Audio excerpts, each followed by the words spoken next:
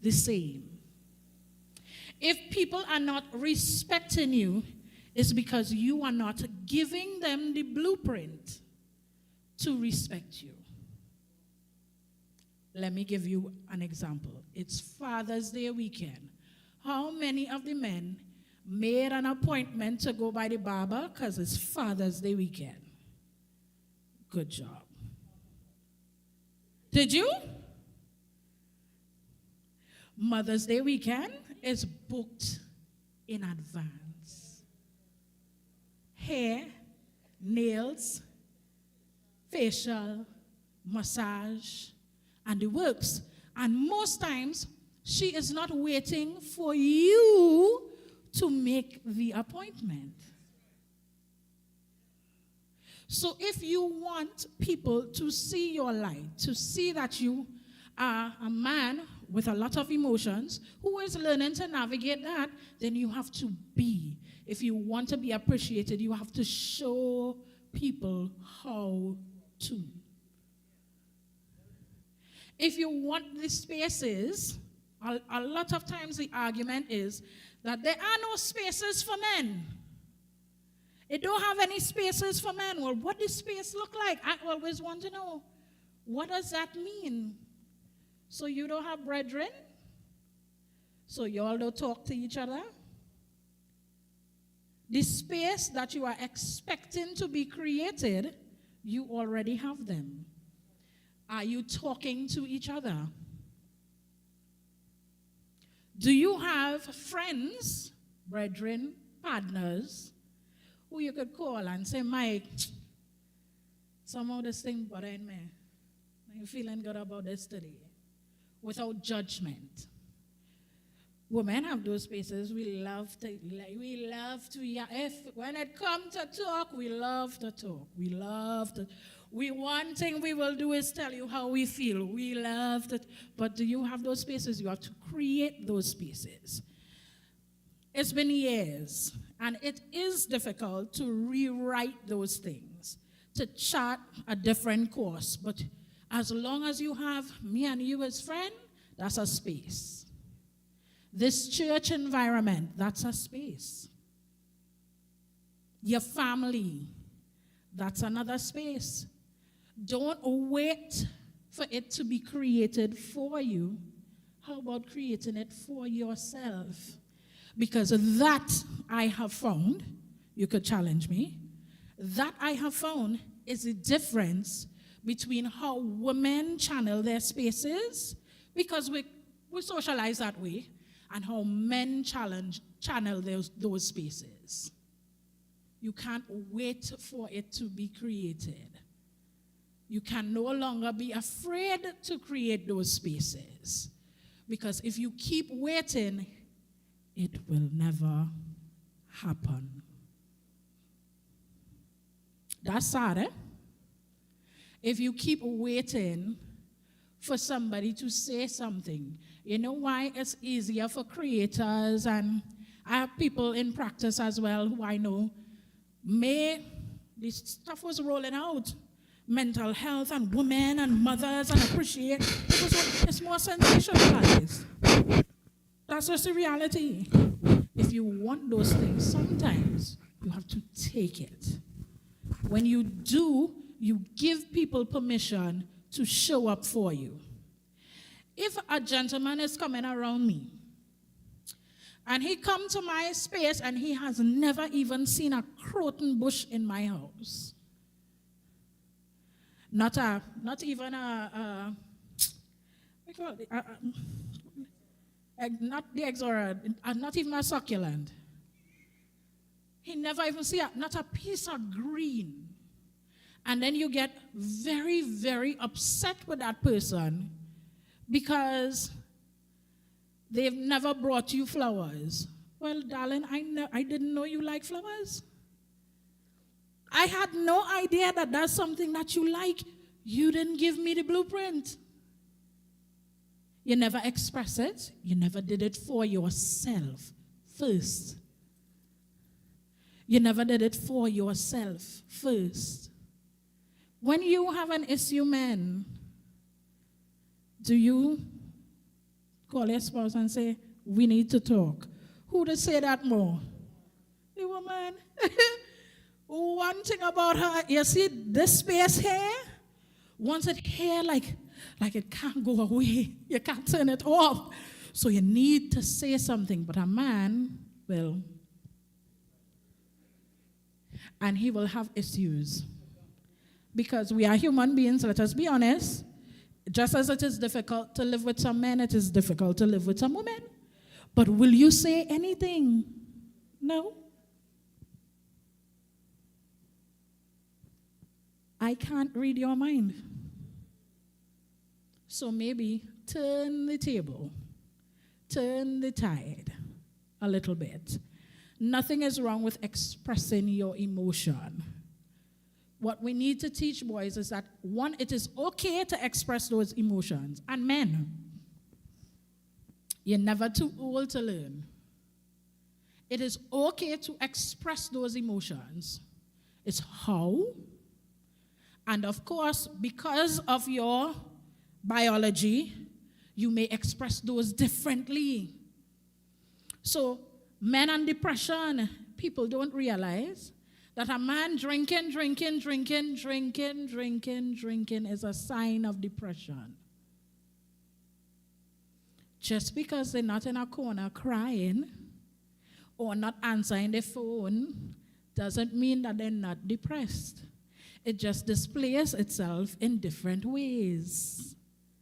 And substance abuse is a mental health condition.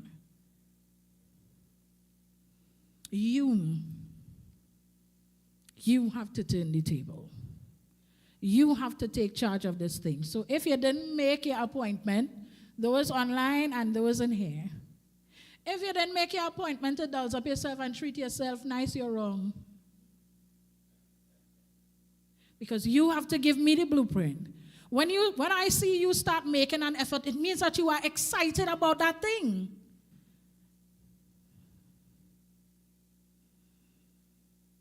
Yes. Because sometimes I may want to make a fuss. Mm-hmm. Sometimes I may want to make a fuss. Right. Over you for Father's Day, right? Right. And the male will shut down the female. Correct. Because I don't like that. And then as years go by, I would say, well, whatever you do, you do. And they will say, I don't get nothing. So the balance in that, because we like flowers and balloon and cake and ice cream, and we like to do the most. We just like it, right? And we pay attention to the things that you would not pay attention to, which is why God created the two of us to be together. It's supposed to be balanced. But what you could do is, I understand not wanting a fuss, but can I tell you, when you are introduced to a particular type of gratitude and appreciation, you will never go back. Especially if it is done in the way, ladies, do not overdo it. Give him it in small increments. If he is saying, I don't want no fuss, he lying, first of all. Ignore. That doesn't mean, don't make a big fuss, does not mean do nothing. Do something, but don't go over the top. So if you know Sunday is football, it is also Father's Day. It had nothing to do with you. That he day, right? Make the food. Tell him what you want to tell him. Let them try and do they do. Set up the football. Make sure they drink cold. And I gave him the remote for however long. And leave him be. Because that is what he wants. If you know he is a fishing man, take a drive. Come up my arrow. How the road looking? Take a drive. Come up my arrow. You have your license? You drive. Just one day, I go kill you. If you're not passenger princess for the day, I go kill you. Right? Take a drive. Take him by the beach. Let him take you gear and let him walk down the shore and watch shell and fish and do whatever he wants to do. Book him a hike. He's an outside man. book him a hike. He liked to run outside and play football and whatever, and buy him a football jersey, do your research. Now we don't have an excuse. This thing, the internet, is wide. There is a multiplicity of ideas that does not involve socks,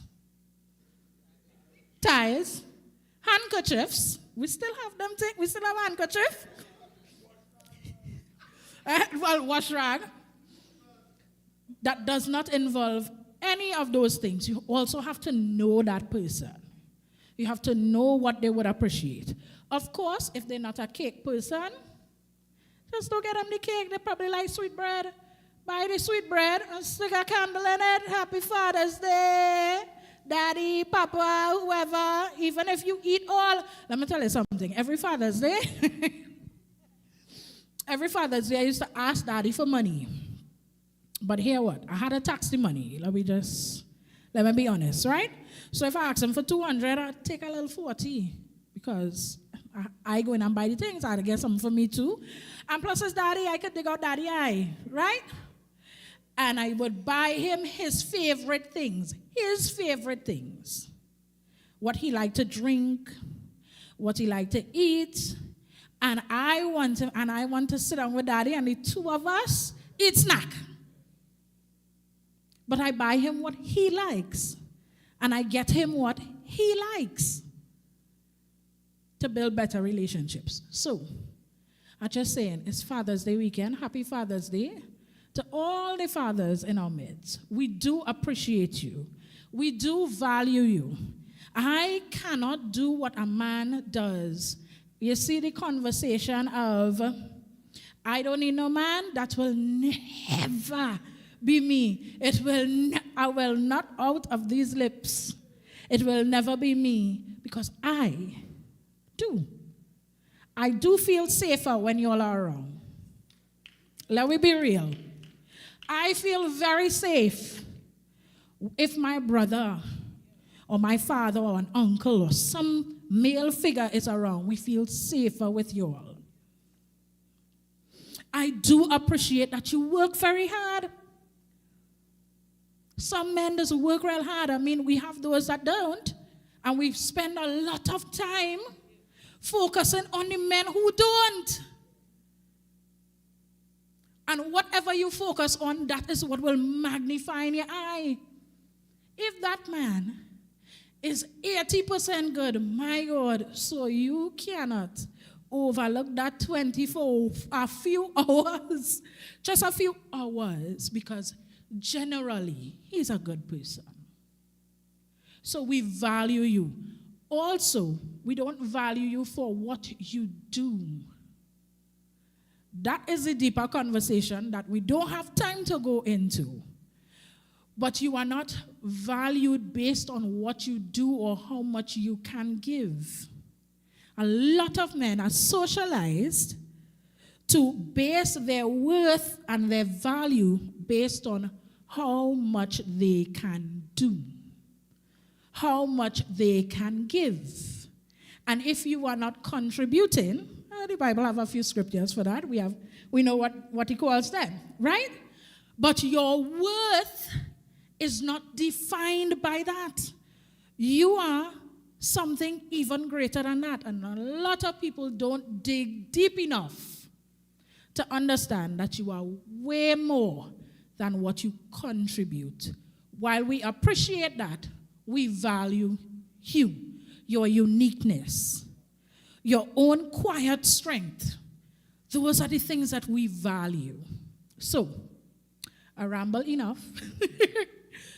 All of that to say, Happy Father's Day to all the fathers, online as well, to all of the fathers in our midst. This is Men's Mental Health Month. If you want this space, I am challenging you. You already have them. Cultivate those spaces. Pour into those spaces. Check on your friends. You know there's a trend. Some of you may have seen it. Some of you may not have seen it. There's a trend going around where the female will ask the male to call his partner Take your phone and call a partner and say, sweet dreams.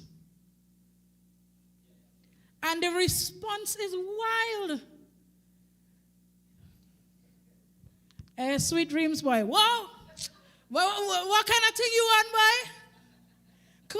You're afraid to tell your partner, dog, I love you, dog. Hey, boy, I really love you. Men don't tell each other they love. It's taboo. Men don't tell their partner, I really appreciate you, dog. You see, look at his face right now, like, what? But that is okay. It's okay within your boundary. You will know how much is too much for you. Dog, don't be touching me. When you're touching me, that hug a little too long. Right? You would know how much is too much for you, but nothing is wrong in expressing to your friend, wait, dog, let me tell you something. I watched you and your son the other day. And you see how you handle that tantrum? I'm real proud of you, dog. Do you hear that from your male friends? Girls do that. My female friends are always messaging me, Gil, you're such a good mom, eh? And if you see me, just a sucker. Right? Cultivate the spaces. They are there. You just have to put more effort into it and bond with each other. Not in a superficial way, but open up. It's okay. It is okay to be emotional, to show emotion, to express emotion. Happiness. It's okay to be happy. It's okay to be sad. It's okay to be angry. You just have to manage that. Yes, Deacon Mike, you're looking like you want to say something.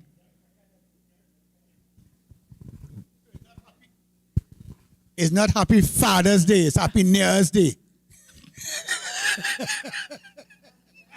You get father, mirror. All right, so now that I get that off my chest, because, it would be remiss of me to not say anything at all. Kyla, now get it. Let's talk about navigating old age. Will we get in the slides? Yes? No? All right, okay. All right. So, this is another taboo topic. People don't like, I know when I gave it the title, I said it's the final curtain call. We feel very skittish acknowledging it for what it is. What it is the final stage in development, right? And of course, it is associated with a lot of negative things and thoughts and feelings. And it is also one of the most overwhelming parts of your lifespan, because it all comes at you very fast. Everything that you've ever done in every area of your life will be held like a mirror in front of you when you hit old age. So we're talking today about how we navigate in this. What are the things that we overlook, that we don't pay attention to, and how we moving forward, how we navigating. Because after this, it have no do-over. You don't get a next shot. You're here, right? All right, so we get into that. If you didn't hear what he asked, so how old is old age? Right, so old age or late adulthood. Now, this topic was requested. Ideally, I would have gone from teen to adulthood and then do this, but it was requested, and that's okay. So, this is late adulthood. We're talking about starting at around 65. Now, it could happen, and I would explain as we go along. Old age could hit earlier, just a little bit, right? The period of old age. But we're looking at around 65. Pastor, my face looking like that. This is a period marked by significant physical, cognitive, social changes. So a lot of things are changing all at once. So remember when I was doing the teenage stage of development, I was talking about how intense those changes are. And a lot of things are happening because 1 minute you're a baby, and the next minute you start getting boobs. And your body is changing, and your friendship is changing, and your mind is changing, and a lot of things are happening. It's the same intensity in this stage. Everything is happening all at once, right? It is generally characterized by a lot of adjustments, right? New realities. We don't like to acknowledge that multiple realities can exist at the same time. Also, what you knew at 35, you are relearning life. You are relearning some things, how to deal with yourself. You're relearning yourself at 65, at late adulthood, at old age, right? You have retirement, potential loss of connections. This is the stage where things start to fray out a little bit. You and your friends were tight all the time, but everybody have some kind of challenge, or some people pass, right? And you lose those connections. And this is also the time where you have a lot of reflection. Remember I said this is the mirror stage, right? A lot of reflection and accepting that this is the life that you have, right? So I talked about the stigma.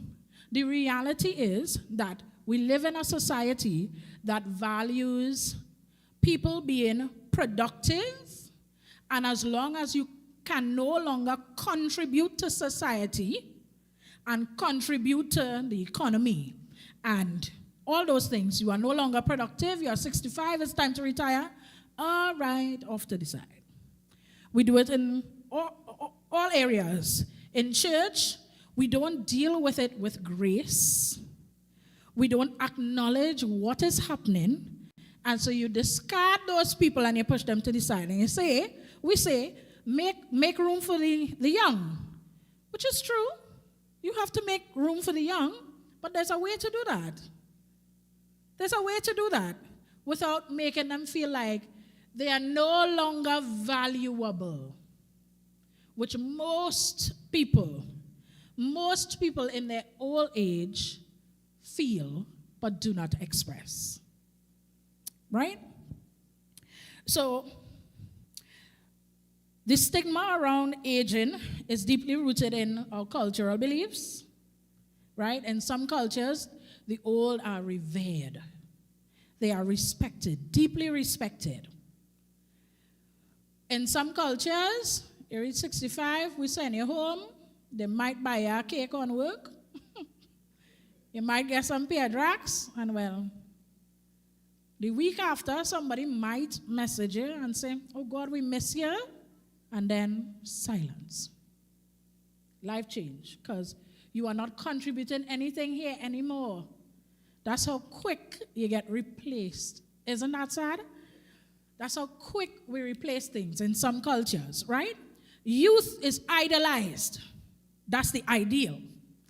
That's where everybody wants to be. And this is why we have a lot of friction, even with people who are aging, because in your mind, you idolize youth also. Because you think you can do and act, and you expect your own body, your mind, everything to respond the way it was responding when you were 25 and alive. And it is not that, right? So, what are some, why are you laughing? I don't understand why are you laughing. What is this? What are some key developmental aspects of old age? All right, so we know the obvious. Physical. You start seeing a decline in stamina, their strength, their reflex, right? Their sense of time, their senses. So you may be experiencing things like, okay, so for example, the thing that you loved, you may have loved ketchup on your food.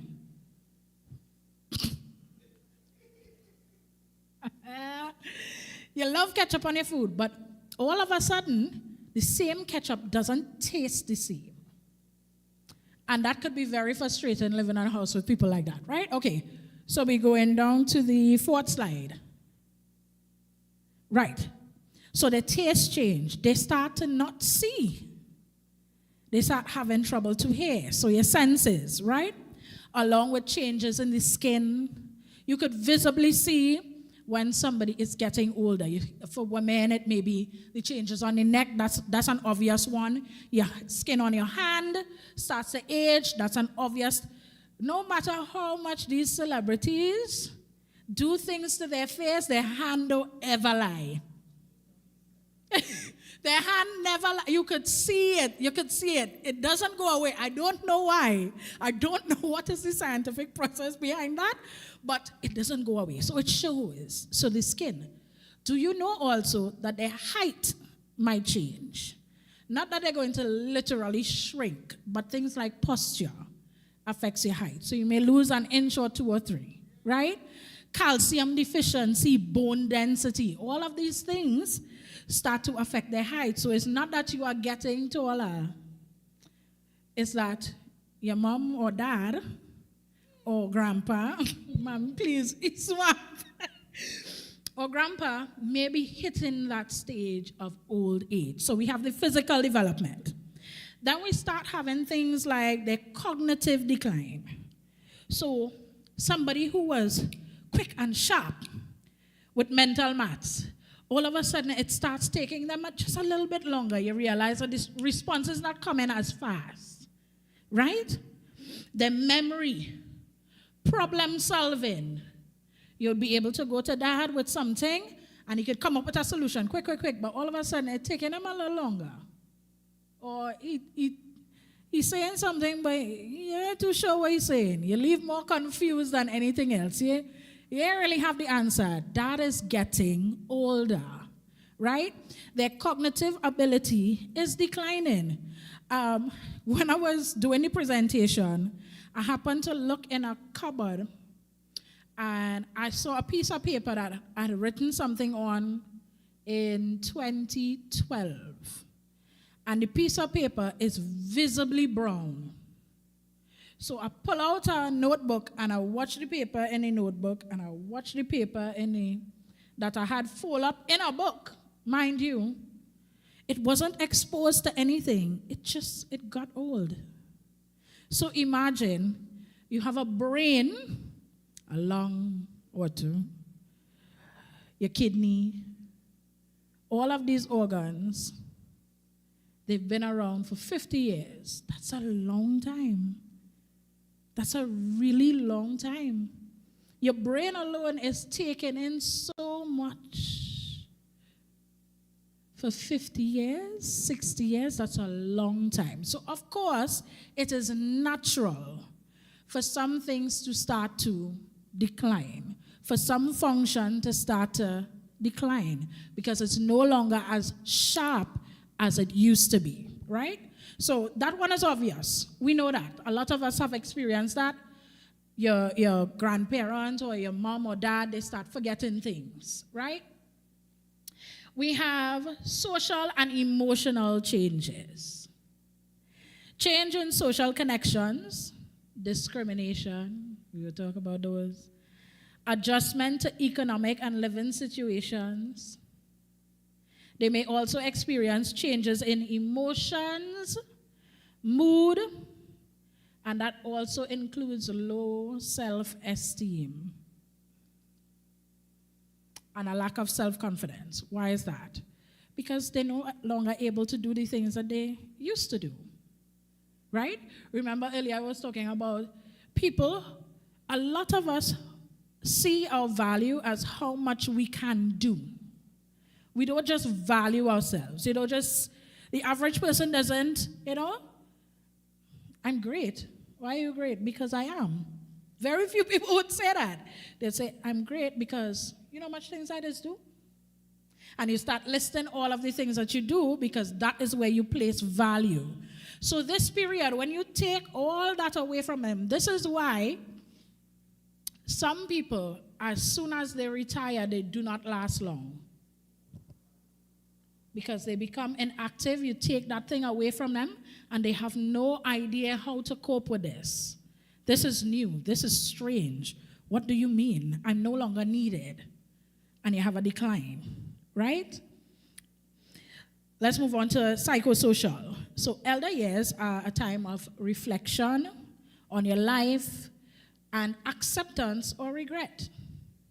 Everything that you've ever done, your health, if you never take care of your health when you were young and you're trying to do it in your old age, it will be very difficult. The things that you could do at 25, you can't do at 35, I would know. The things that you could do at 35, you certainly cannot do at 45, and so on, right? So things start changing. And then you're here, and you have a lot of regret. Sometimes the things that you've done, the way that you conducted your life when you was young and free, you do whatever you want. You treat your family however. You never call them children. You never call them children. You never take time to build a relationship with them, and then you get old. And then you're trying to remind them, I is your father. I is your mother. You have to respect your mother. You must. The Bible says, the Bible says you have to honor your mother and your father, but you cultivated that for 65 years. And now that you no longer are distracted by life and you are forced to slow down, here is your reality. It's very difficult to change things in this phase. It is not impossible. Do not mess with me. It is not impossible, but it's very difficult because all along you should be cultivating life with the knowledge that one day this thing will happen. I will no longer be working. I may not be able to go out with friends as I want to. I may not be able to go and drop them grandchildren. Maybe my sight will change. But all along, you shouldn't just be living for living's sake. You should be living with the understanding that one day this thing will pay off. So if your diet unhealthy and you suddenly, all of a sudden you're gone by the doctor and the doctor will tell you have some long name that I cannot pronounce, right? Or you have high blood pressure or diabetes or all of these, they're called lifestyle diseases, not so, really? Lifestyle diseases. It means you did things continuously, this became your pattern, and this pattern caused this reaction. So all of those things that you've done, this is where you are. And now you have to readjust to that. Older adults are at a higher risk for developing depression and anxiety during this phase because it is depressing. Sometimes there is very little that you can do about it. For example, I remember when Granny got the stroke.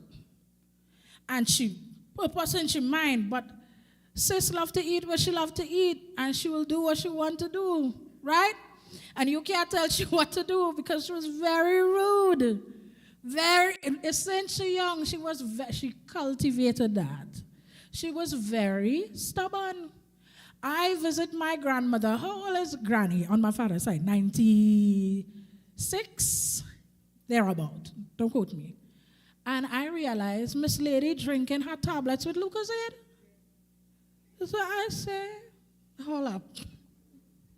What is happening here? I say, you're not supposed to, you're not supposed to be drinking all this. You stop there.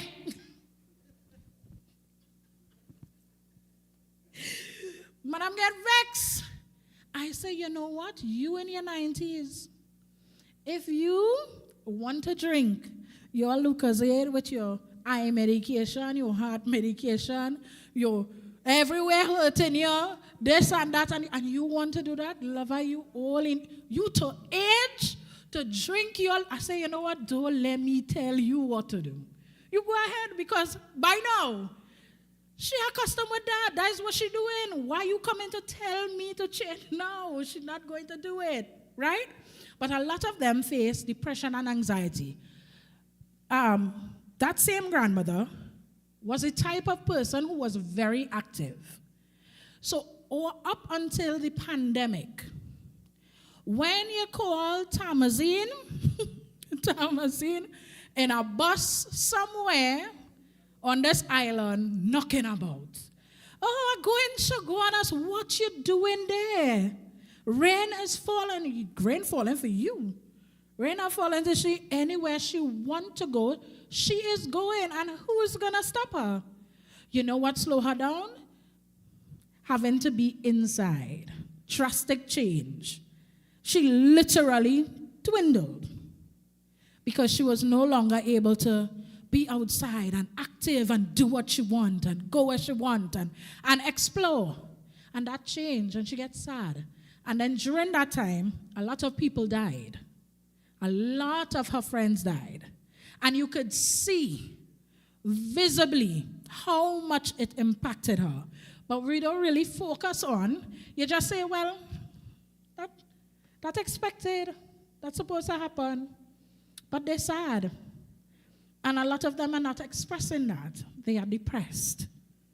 They say, a long time I used to hear people say, you can't die from, a broken heart never kill anybody. That's not true.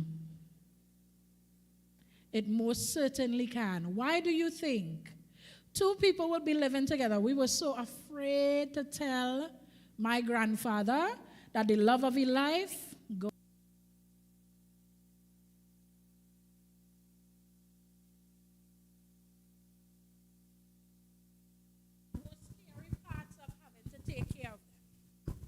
Because they did everything together. Literally. He have clinic, she go in. Well, she never went and checked herself, so that is something else, right? They feel to tell me what to, or you see all this rain and flood and thing, them going to see the water. What you going to see? Where are you going? But they in the flood. What? Tell me why the regiment had a tote the two of them out of the water. They do everything together. So when she died, I have never seen my grandfather so heartbroken. Because the love of his life left.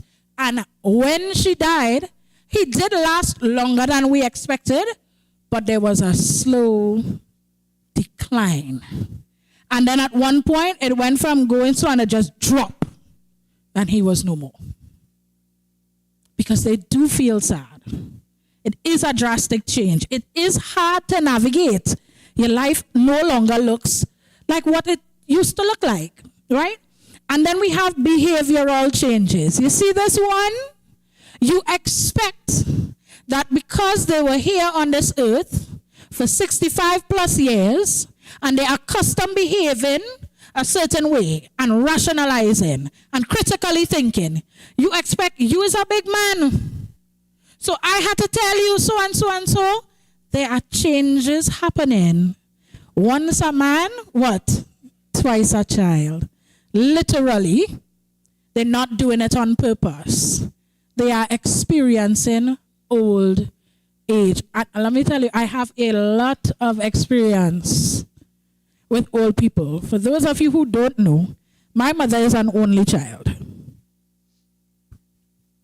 Her parents fell ill at the same time. One was on the female ward and one was on the men's ward. Right? One have a heart attack. Well, he known. They know he. They know Mr. Surak real good. Hey, Mr. Surak is here today because he always in the hospital. Right? Why? Because he does his own thing. Right? The next one was sudden. We were not expecting that. In the grand scheme of things, we honestly thought that it would be Papa first and then Granny. Because he's the one who always sick. And then they were there on the ward for a period of time. And because she falls sick first, he get a heart attack. I say, I come in the hospital, I say, watch it, just can't leave she to be in Grandy Hospital by herself. You want to come on Lime Close, eh? You want to come on Lime Close. And they spent a month there, and she died first.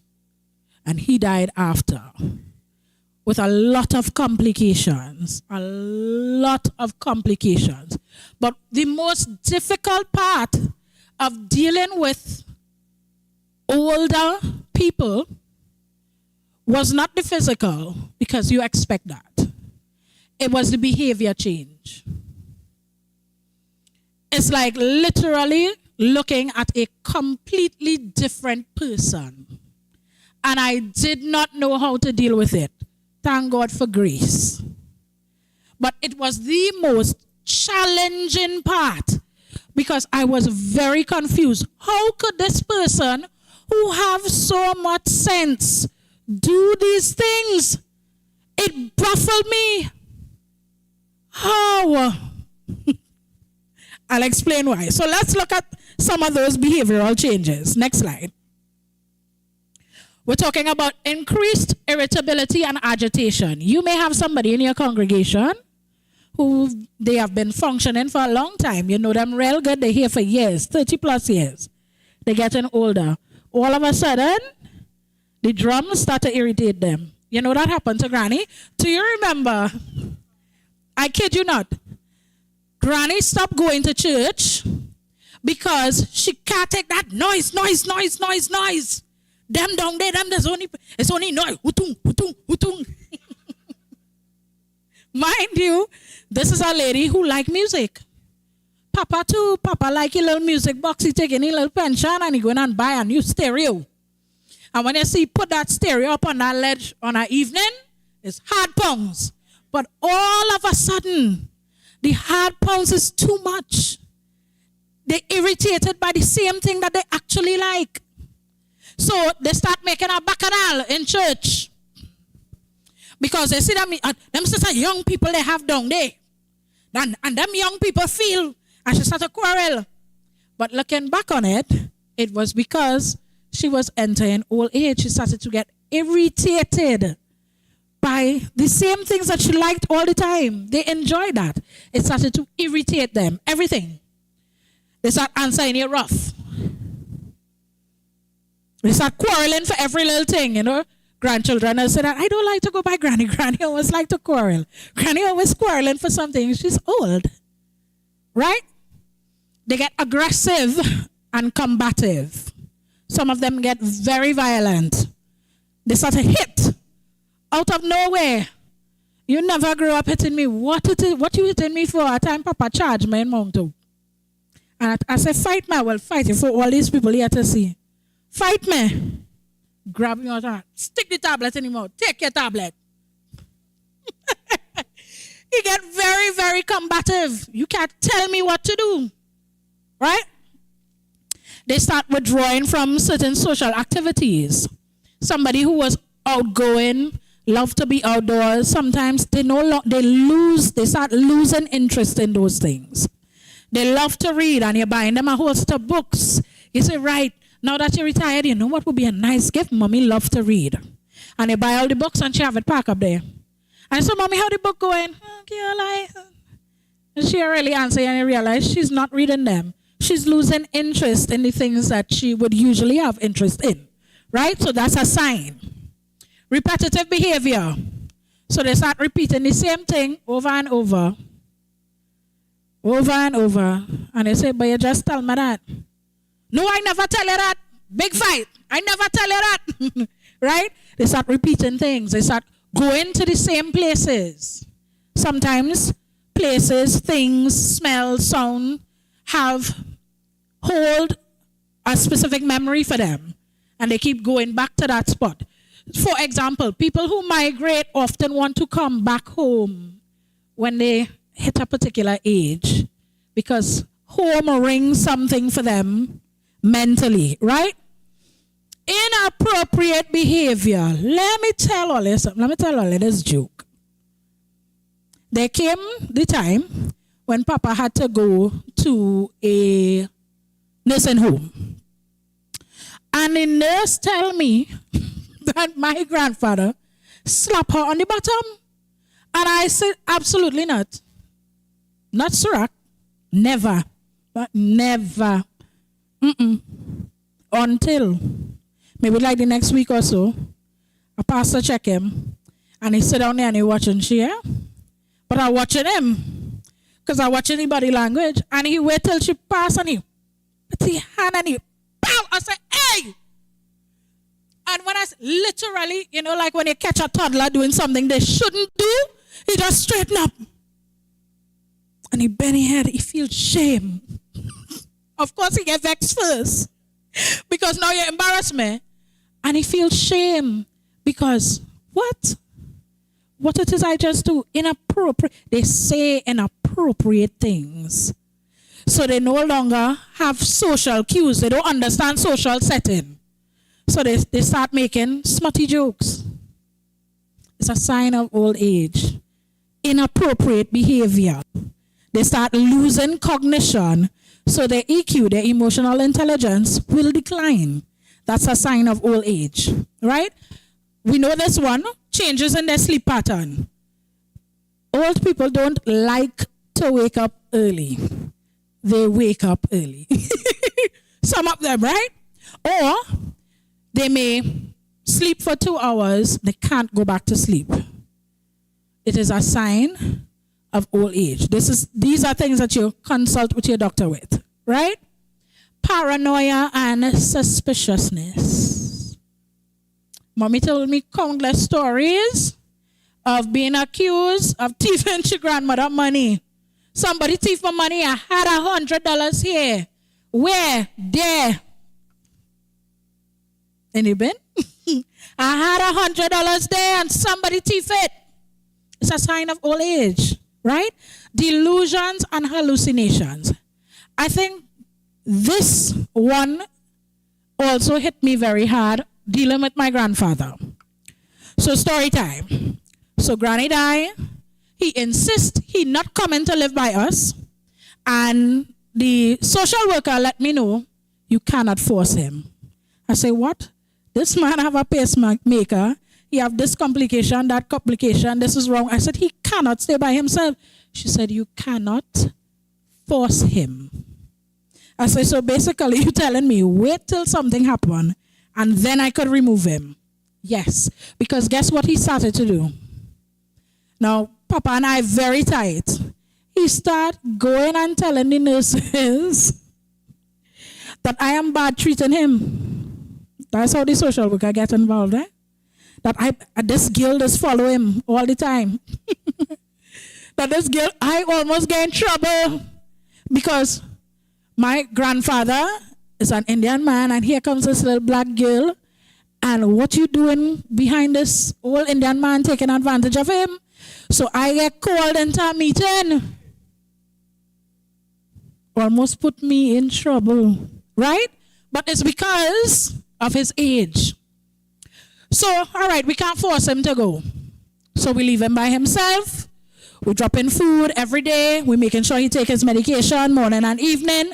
I have to be from Guaguari to Mayaro, from Mayaro back to Guaguari every single day. I left my job because taking care of Papa was a full-time job. So one day he come up the road because he like roti. And he tell us it have a man in the house that don't want to go. No, Papa used to entertain a lot of people, right? He would massage people sometimes, and he was a friendly fella. So a lot of people would pass and check him. So we say, what you mean? He say, yeah, he come and he ain't want to go. Who man? The man. I say, all right. I say, how you mean he don't want to go? I tell him it's time for he to go, you know. Late in the night, he start to quarrel, right? So I say, what? Somebody in my are ready to fight. Somebody in my grandfather's house are going to cause havoc. So I call my brother and say, hey, we have a scene to handle. Somebody in Papa's house every day. He said, right, I'm coming up the road. So he told us it was nighttime that the person doesn't leave, right? So So we going down night time. Me and my brother in combat. We in all black. We ready for war. I say, whoever it is, who ain't dead, they badly wounded tonight. So my brother say, right, I go in on the back, you go in the front. I say, aye, for that. So me and mommy climb the front step. We say, Papa? He say, yeah. Where am he? Say, he in there? I say, okay. Marcus go around the back. He come through the back door. He come through the bedroom in the back. He do me this. I say, Mommy say, Papa, show us. So he walk in the bedroom. He say, he in there? I say, show me. Which part he is?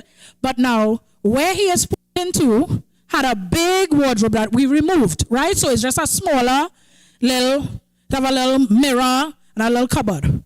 So he said, where am I? Said, don't tell me that. I say, if he jump out from behind there, and it my grandfather, it over today, ready. And he said, Mommy said, show me. At that point, I was like, it's like I almost knew what he was going to do, but I couldn't believe it. So he walked up to the mirror, and he said, look him there. That broke my heart. Because I realized this ain't looking good. He's starting to hallucinate. Delusions, seeing things. Pay attention. They're not making up stories. They are actually experiencing these things. They're seeing shadows. Something coming for them. Very heartbreaking. Another behavioral change is hoarding.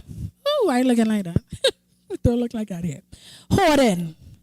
Because they attach value to all their memories and they've lost a lot in their life, they try to hold on to every little thing. One of the most difficult things to do after Granny died was sort out that house. Guess what we had to do? Hire somebody to come. It was way too many things. Let me tell you how many things. We had receipts from 1929. Mind you, well documented. Anything you needed to find, you will find it. Take your time, you will find it. Because she kept everything. Because everything have value. We give her $1. She write the name, the grandchild name. So Aneesa, the date that you gave her $1, it's in the Bible.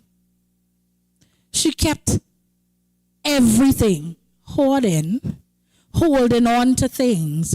It's not so much that they're nasty, or because sometimes it could be, right? But it's not just that. It's that those things hold so much value, they do not want to get rid of it. It's a difficult time. Having to deal with Papa and cleaning up the house, well, I'm just say, he end up calling me a sukuya. And we fight and we quarrel, but I still get it done, right? So they hoard a lot. Very, very tumultuous time. These things impact the quality of their life. Next slide. Right? So because they're losing so much, now they have to deal with reduced independence. It's a really hard thing to go from being the provider and everybody coming to you having to ask your daughter to drop you by the clinic. That's a big dig. It might seem like it's not that big of a deal, but to them it is, because you are a grown adult who now has to depend on somebody else to take care of you, regardless of how small it is. It does impact them, right? So reduced independence, of course, because they can't move around as much, so the physical abilities, cognitive function, they may be forgetting. Papa used to catch the bus. A woman meet me and say, I now see your grandfather. Mr. Man take the bus and go Harry. And he was ducking me because I told him to wait. And he find he's a big man and he don't have to wait. End up in Manzalina. Is when he reached Manzan, a lady on the bus say, Mr. Surak, where is your granddaughter? And when she said that, it's like, oh God, I get catch. This man stopped the bus in the coconuts. Not a car, not a taxi passing, nothing. Drop out there and start to walk back to Mayaro. Right? But he was fighting something because he lost his, he used to drive everywhere and anywhere. Don't have anywhere he not going. So now I had to wait on you to take me to go where I need to go. And it right there, I could go right there. That's a small thing. Then they have to deal with the financial strain. Medication costs a lot. Medication is very expensive. That is why from now, you take care of the body so that you don't have to use all your little resources to spend on medication.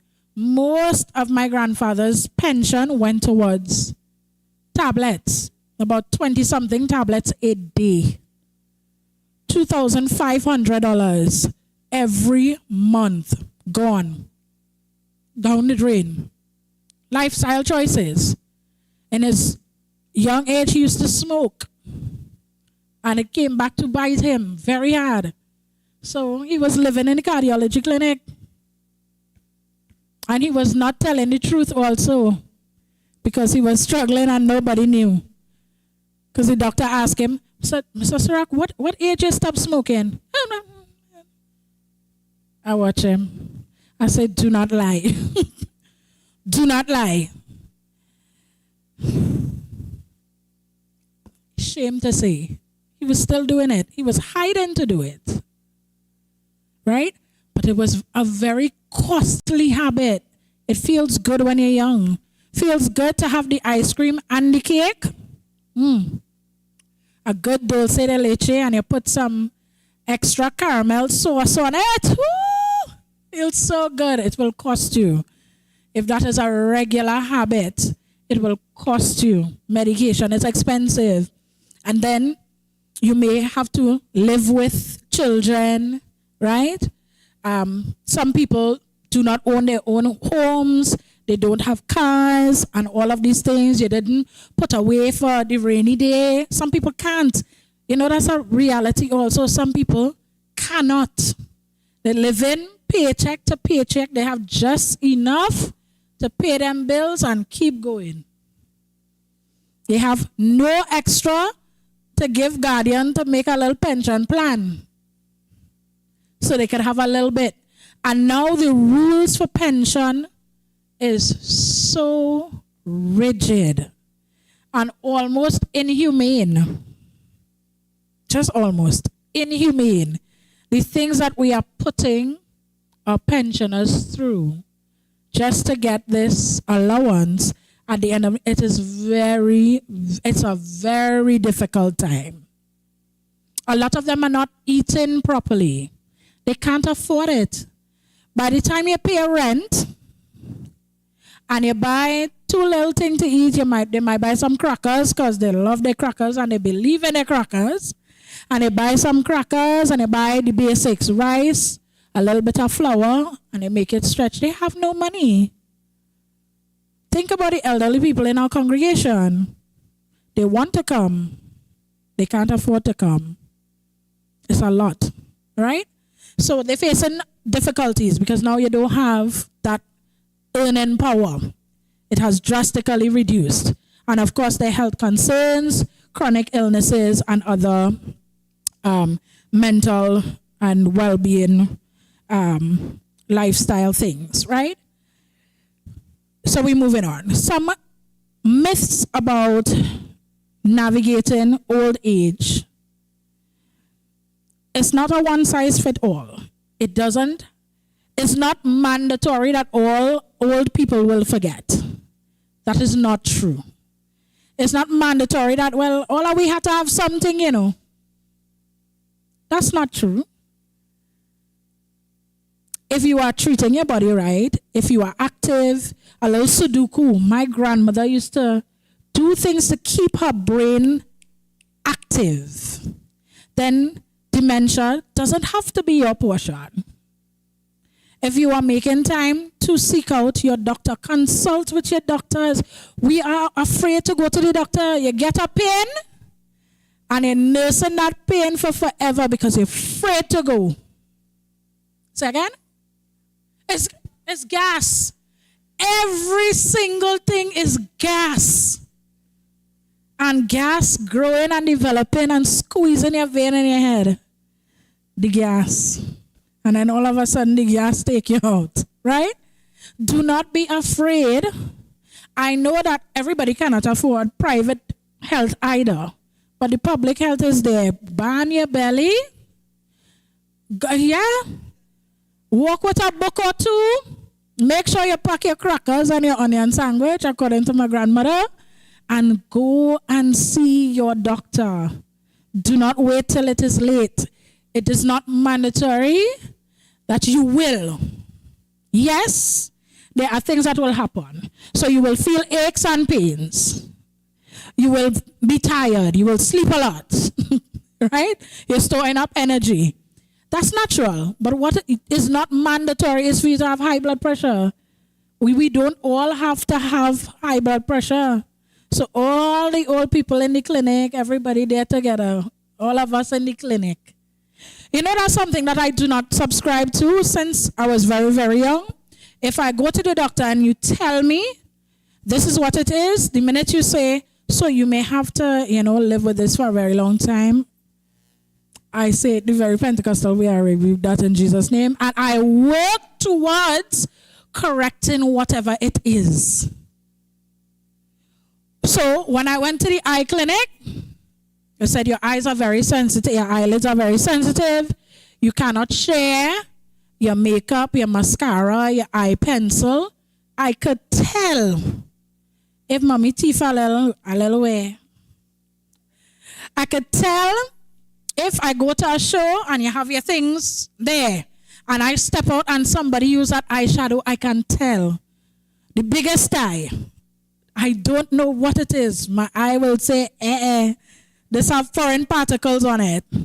So I learned to make adjustments because I don't have $18,000 to spend every time to come and see you. For you to tell me the same thing. I don't have that kind of, not that I don't want to give you my money like that. So what will I do? I will do what is best for me. I love coffee.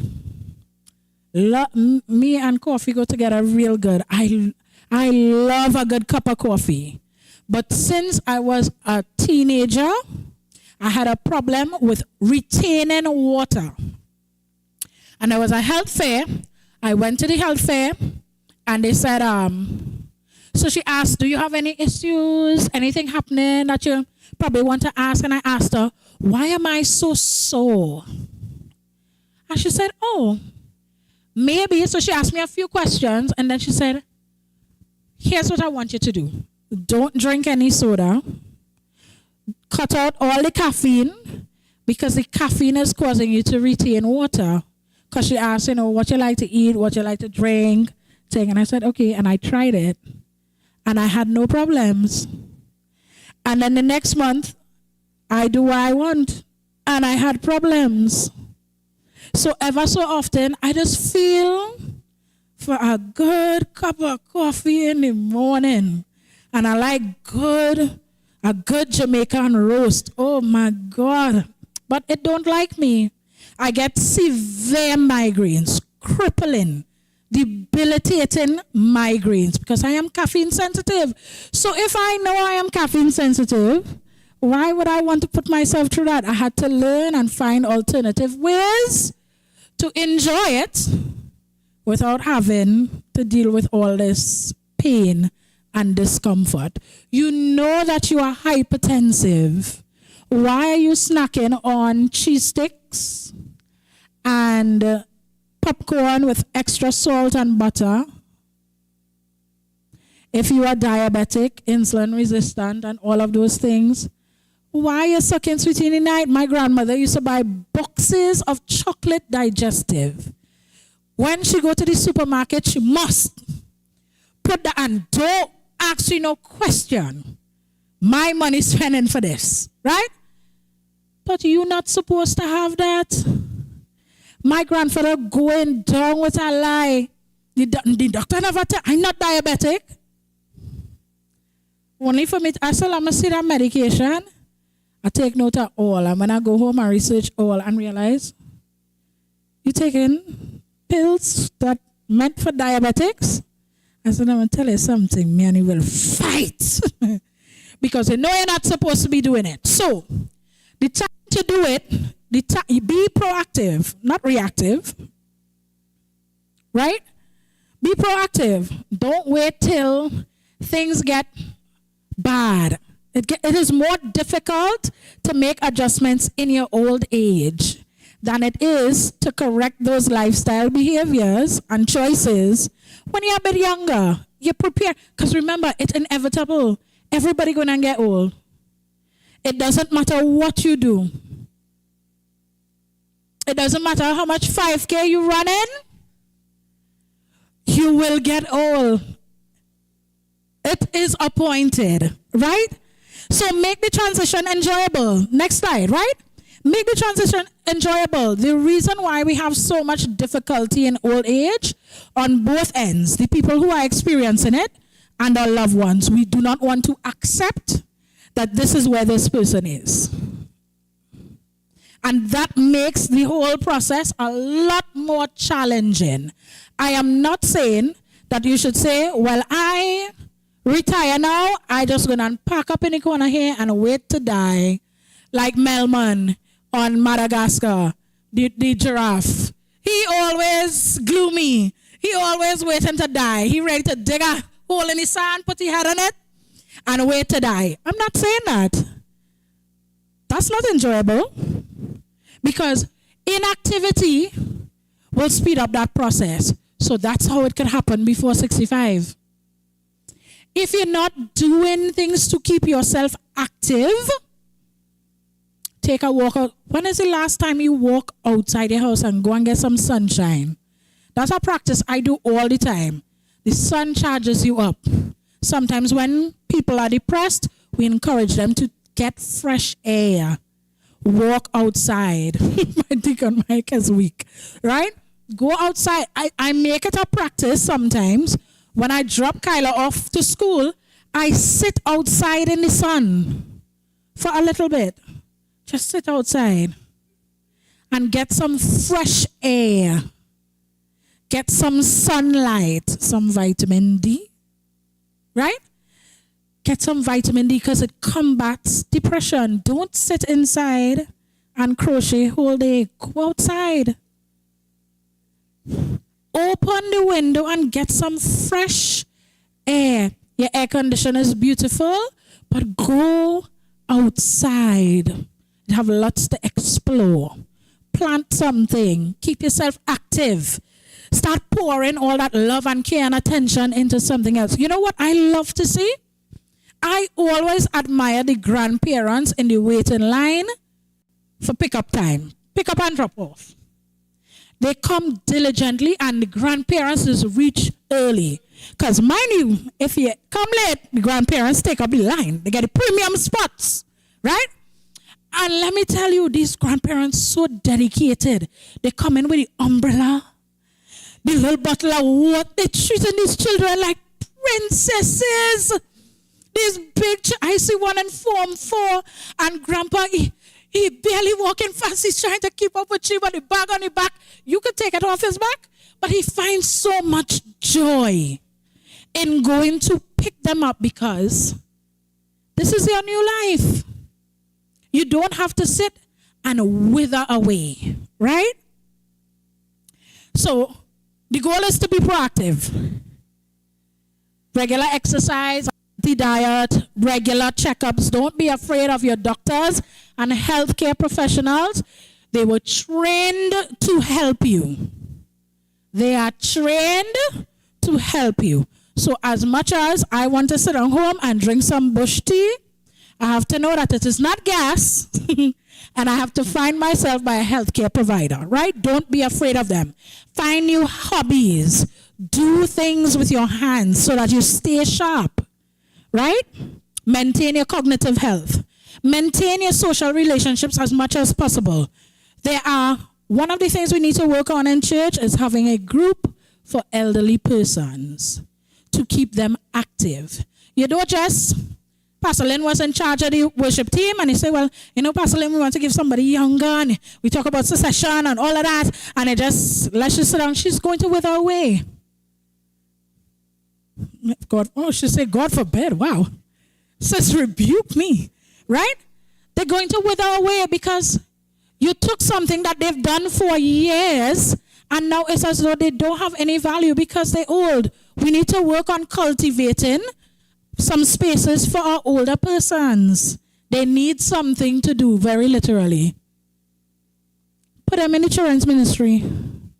Let them mingle with the children. That really helps their mental health. I kid you not.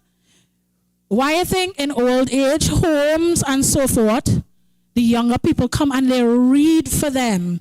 Because it does something to know that people don't, when you see old people, you just feel, oh God, he peeing on himself. Oh God, what she call on his lip? They feel discarded. It is discrimination. They are people. You feel they really want to.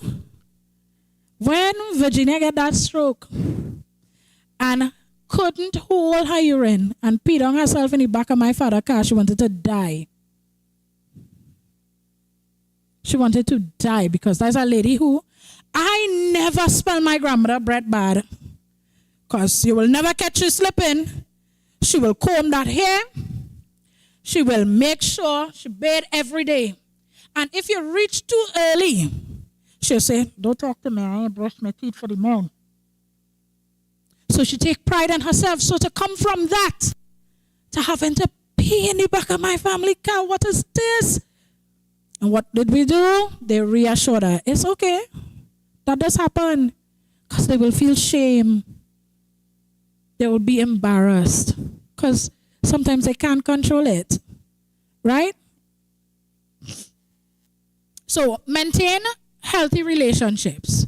Find a swim class. Find a community group. You are a good baker. Sign up for community development. Sign up for the courses.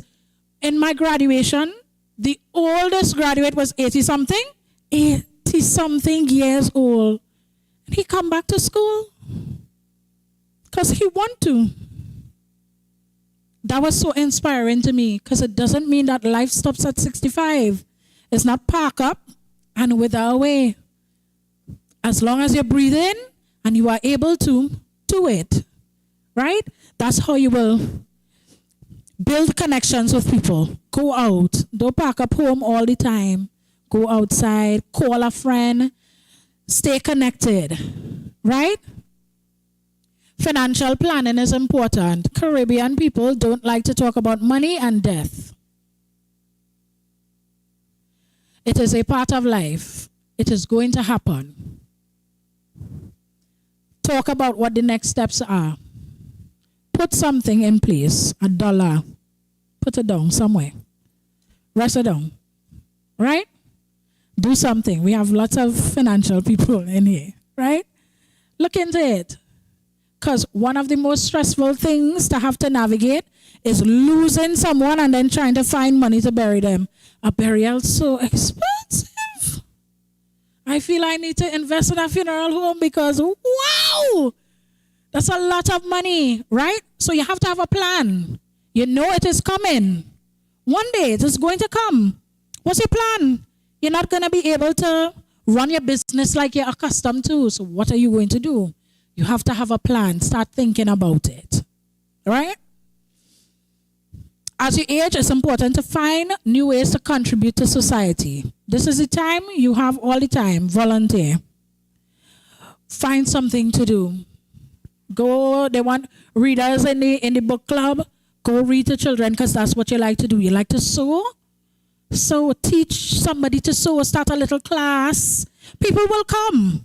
But we kill those skills. The more technology we have, we are killing some of those very crucial skills, right?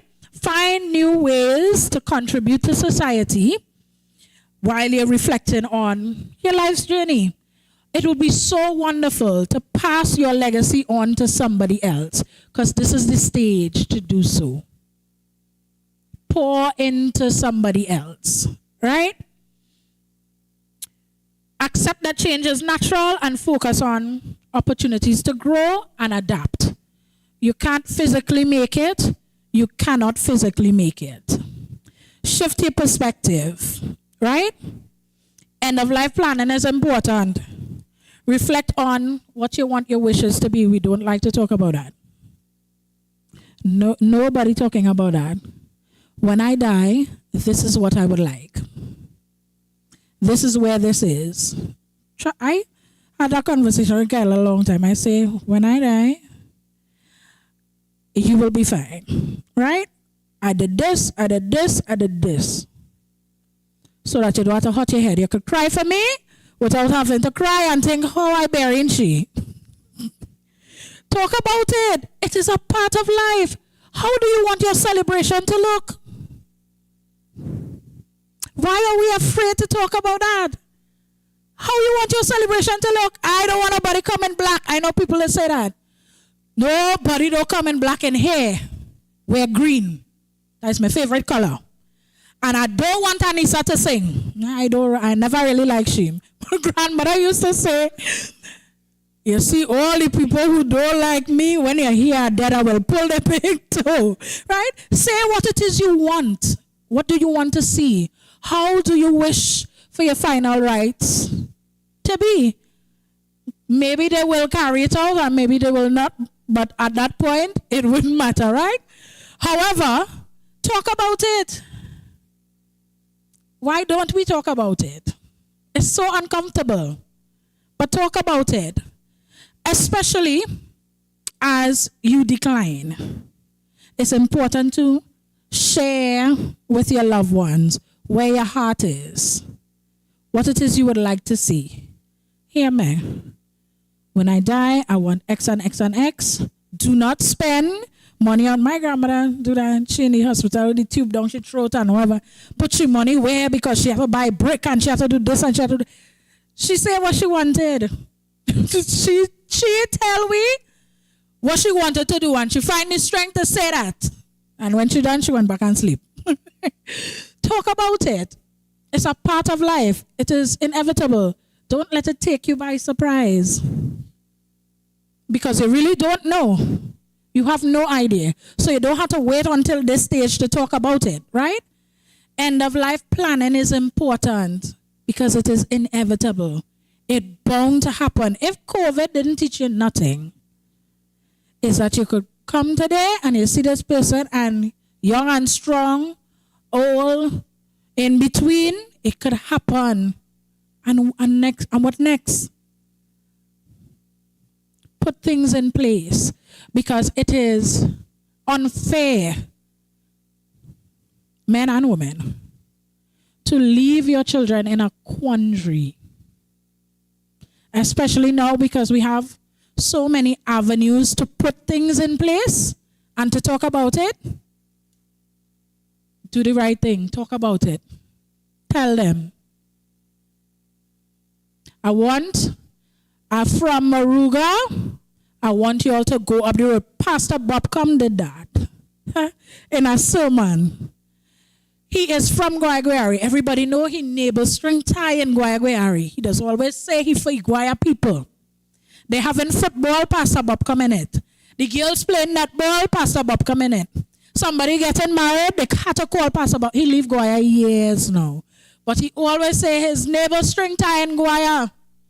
But he pastored in Maruga for years, the majority of his life.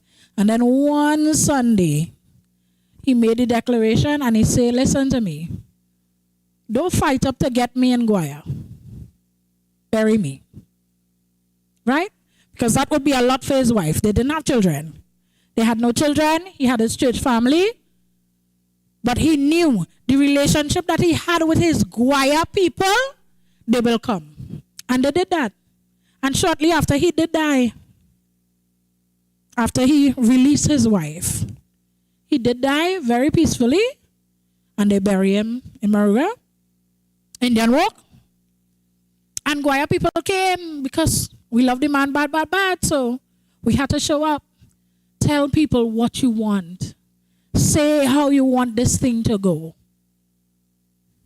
Who have the deed for the plot, the family plot? That is not a secret. Why I had to be crying in so much pain, and I don't know where the little piece of paper to bury you is. Nobody know your passwords. You live this very secret. Nobody know nothing. Everybody in a country. That's too much stress. That's unnecessary, compounded stress. It is unnecessary. Say something. Plan. Talk about it. It is uncomfortable because nobody wants to leave their loved ones behind. Me, I don't want my loved ones go anywhere, but I have learned the very hard way that it could happen. And then what? Right? So we're talking about it. We're wrapping up. All in all, this is a stage where if you resist it, it makes it more difficult. The more you resist, for example, your diagnosis, the more you resist the fact that you literally feel weaker. You're not able to do that. You put yourself in harm's way. You cause yourself a lot more pain, discomfort, additional things. And it doesn't have to be. Because being old is not a death sentence very literally. It just means that this is the stage that you are in. You are on your way out, and you want to do so with some dignity. The more you fight up this thing, is the harder it is going to be, not just for you, but it is unfair to your loved ones as well. We have to stop fighting it. Accept it for what it is. I know of people who retire, and that is the time they choose to travel the world. They leave everything behind. They sell everything and they go and they explore. And you satisfy your soul. Because this is where I am now. And I might as well go out with a bang. I might as well enjoy this final stage. When it's all over, I must be able to say, I did what I wanted to do. I do it my way, right? I enjoyed life. It's not a death sentence. It's not for you to crumble up and push yourself to the side. Also pay attention to your body. Pay attention to what is going on. 1 in every 4 persons in the Caribbean deal with mental health issues at this age. 1 in 4 persons. That includes depression, anxiety, and other neurological issues, right? Dementia, Alzheimer's, Parkinson's, and 1 in 4 persons is going to happen. But at least you do it and maintain some dignity, right? You and the people who love you, they're not all and shrivel up. Be careful of your words. It could hurt. It's difficult to deal with them because they realize they're getting aggressive or they're trying to assert themselves. You know, they're trying to, they don't feel like they need it anymore. So their behavior looks like resistance. And it's not. You have to see beyond that and say, listen to me. We value you. And we don't want you exiting yourself like that. You don't have to come here every Wednesday. Right? You don't have to. If you want to, sure. And make allowances. Be each other's keeper. You're living next to Deacon Mike, and Deacon Mike can't make anymore, but you know he loves service. It's a go hurt you. Put him in the car and bring him down the road. That's what he like to do. We have to do it for each other because everybody will be there. One day, everybody will be there. If we resist it, if we make this time very difficult on both ends, all people, please, don't give me no headache.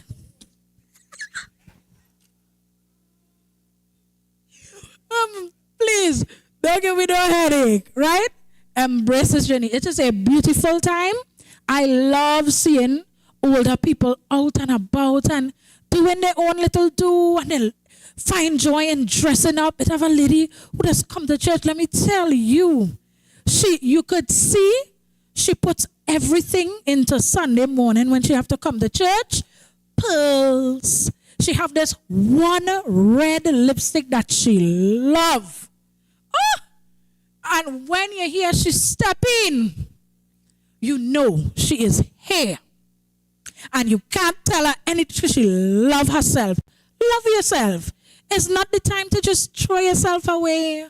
And if you are sad, if you're feeling depressed, if you're feeling overwhelmed, because it's a difficult adjustment to being so productive and then it pull away from you. It's a big adjustment. If you are having trouble, there are people who are trained to help you to navigate this new part of life, because you are learning a different version of yourself all over again. Right?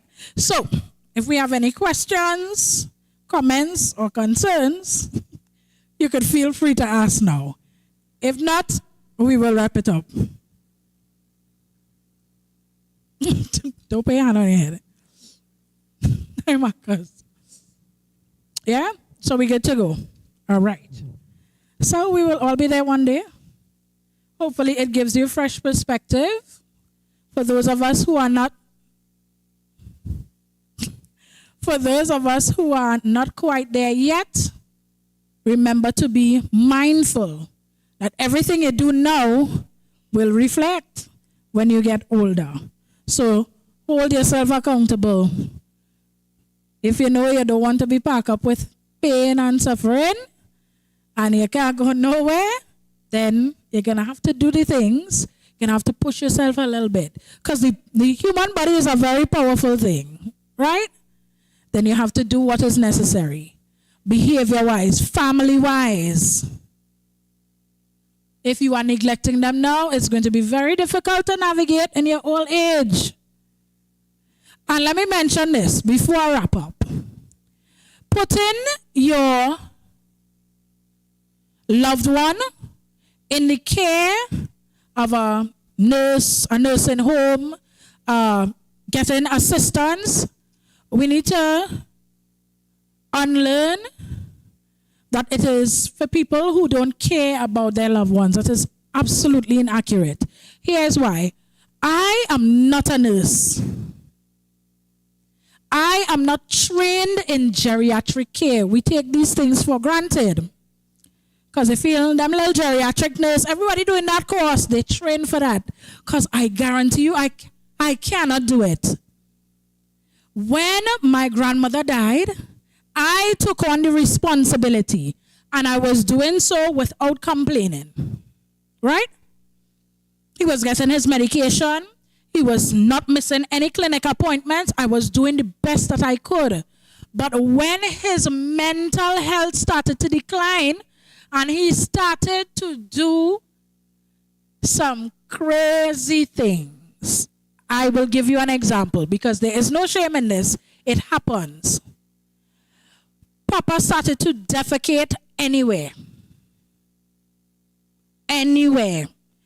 In the kitchen, on the pavement, by the mark, anywhere he feels to.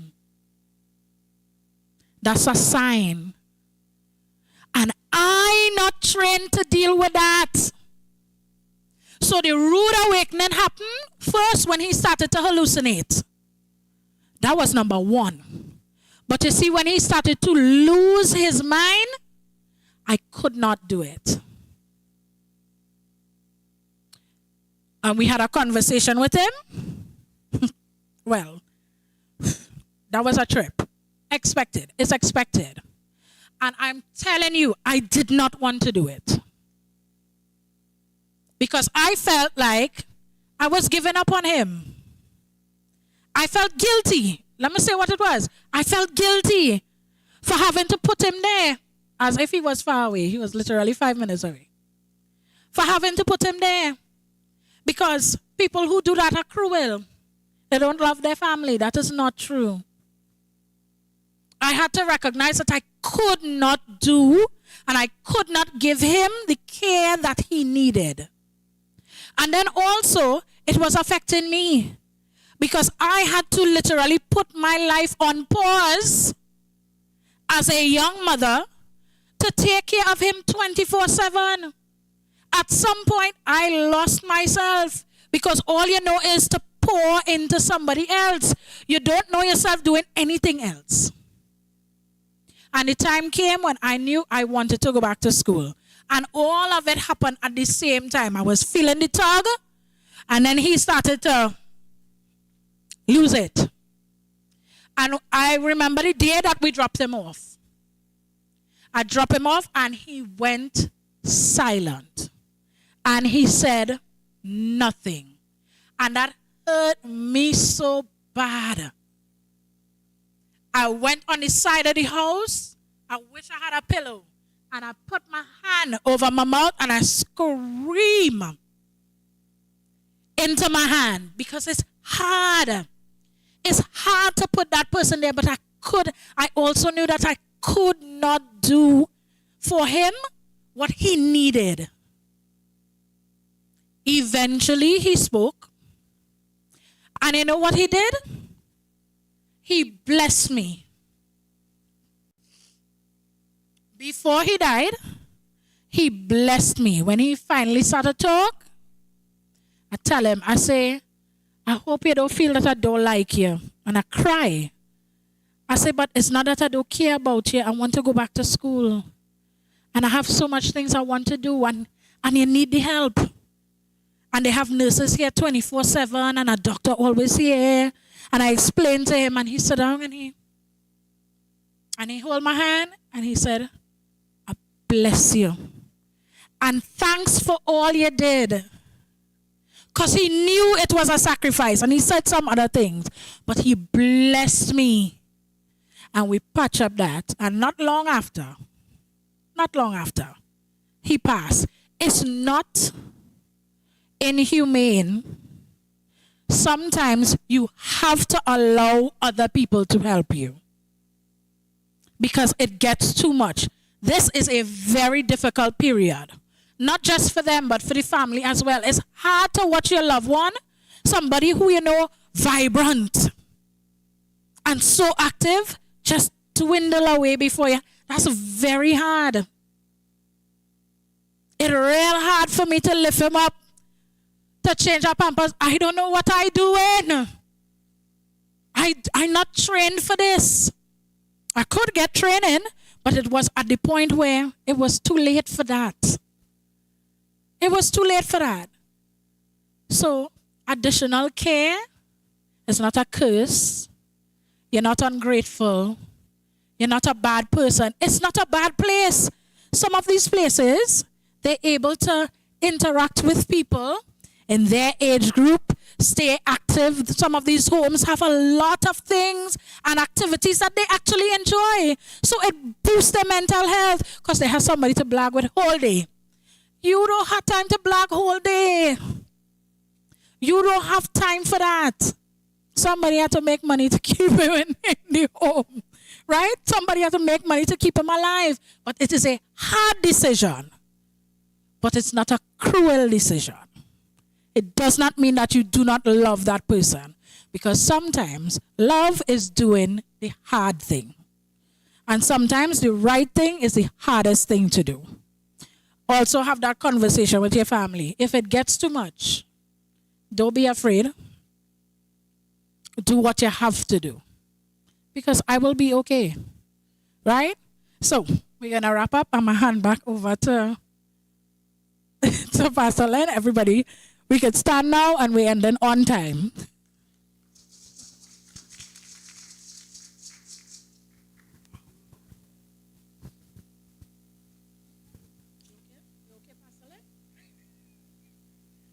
I want to do. I'll tell you that after. Praise God. Were we blessed tonight? Yes, I was. Praise the Lord. And the final curtain call. There's so much that was shared and still so much that we could say about old age. But I really want to thank God tonight for what was shared to us, and let us start putting things in place. If we have not, let us do that. It seems sometimes, and I have heard elder people say that old age is a curse because of how they feel. And one thing I want to say also is that sometimes some young people do not take time also, Sister Aneesa, to read up and to educate themselves on the thing called old age. Your parents will not always be young. Your parents will not always be able to be bright and sprightly. The person who you knew, you will not have that person that way all the time. And so you also have to learn how to treat your parents and understand what is taking place with them. Because some time ago, and Aneesa was talking, I told her, I said, Aneesa, sometimes we hear a person die. And everybody is surprised and amazed. And they say, wow, Jesus, but she was good.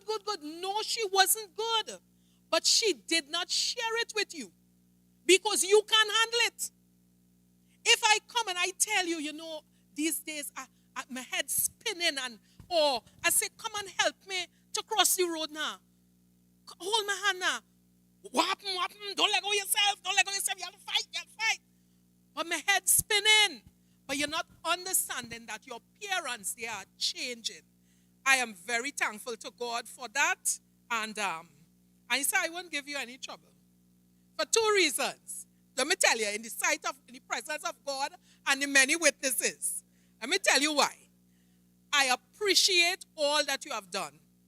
Because Aneesa had to make the choice in maybe losing her mother and losing her grandparents at the same time.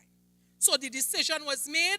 You see about Kyla. You stay home and see about Kyla. And I will do the up and down. She and her brother made that decision, right? And you did a good job. So for that, I don't want you to go through that twice. And the second reason is I want God to spare my life. Because you see, this little girl here, this little girl have to do things that you did to me that I must sit down and enjoy. And those who are the last session, Sister B, remember some of those things that she said about Kyla? Guess who didn't like to eat quick? Anyhow. But we are thankful to God.